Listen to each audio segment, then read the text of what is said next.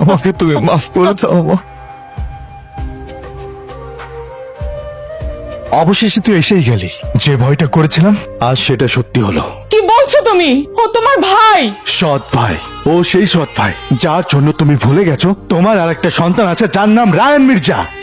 দিন রাত রাত দিন 24 ঘন্টা তুমি শুধু ওকে নিয়ে থাকতে, ওর ছবি বুকে আঁকড়ে ধরে রাতের পর রাত বিলাপ করতে। এই সেই সৎ ভাই যে এতদিন দূরে থেকেও তোমার কাছে ছিল, আর আমি তোমার কাছে থেকেও হাজার হাজার মাইল দূরে ছিলাম মা। কেন আসছিস সেখানে? দূর থেকে তোমার মাকে নিজের করে নিয়েছিলে, এখন আসিস আমার মাকে একেবারে নিয়ে যেতে। আমি রায়ান বেঁচে থাকতে এটা কোনোদিন হতে দেব না। উনি আমার মা, আমার মায়ের ভাগ আমি কাউকে দেব না। রায়ান, ওকে আমার সামনে থেকে চলে যেতে বলো। আমি চলে যাচ্ছি।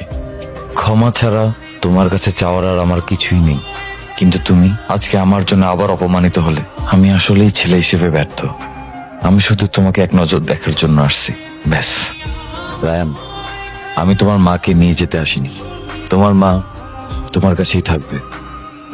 হাসি মা।